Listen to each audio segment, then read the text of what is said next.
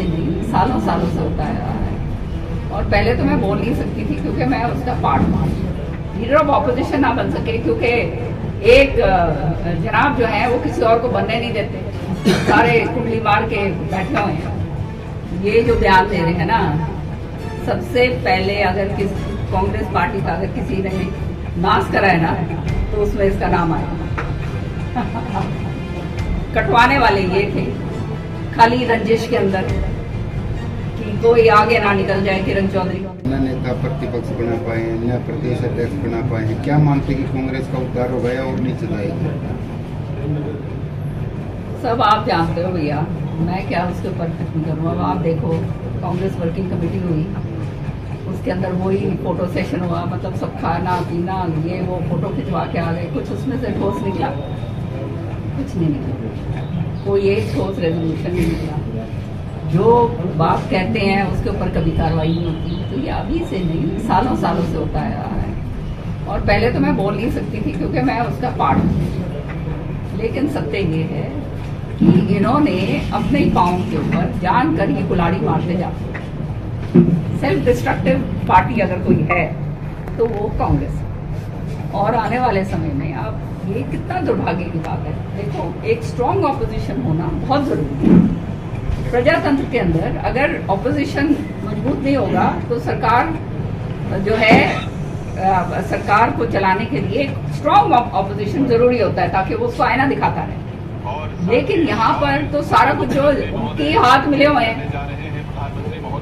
पूरी तरह से मिले हुए हैं। और क्यों मिले हुए हैं ये भी आप जानते हो।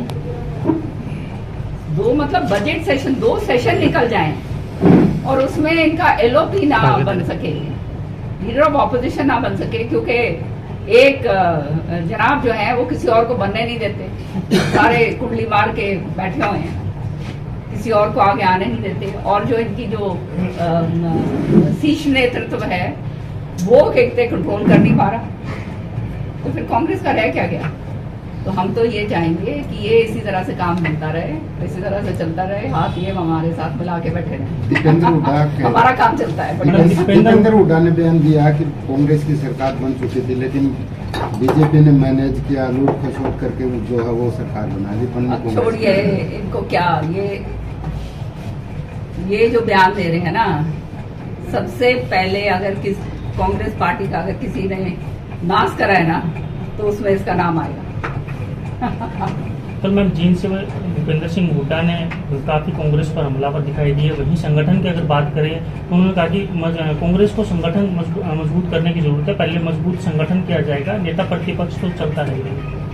अच्छा,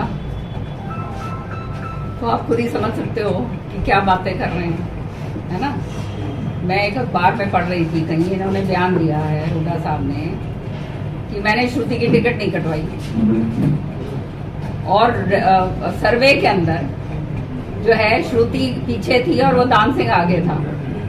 तो जो व्यक्ति इस तरह के मतलब भ्रमित करने वाले बयान दे सकता है, सब जानते हैं सर्वे में श्रुति सबसे आगे थी और वो हमारा सर्वे नहीं था, वो कांग्रेस पार्टी का सर्वे था उसके, ठीक है ना। कटवाने वाले ये थे, खाली रंजिश के अंदर कि कोई आगे ना निकल जाए किरण चौधरी, समझ रहे हो ना।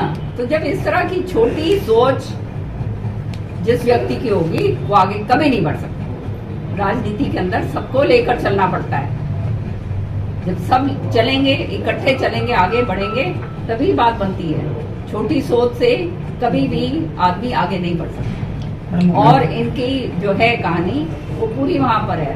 अच्छा होता ये जो है अब ये हट छोड़कर कि मैं और मेरा, कोई और यंग नेता को आगे लेकर आते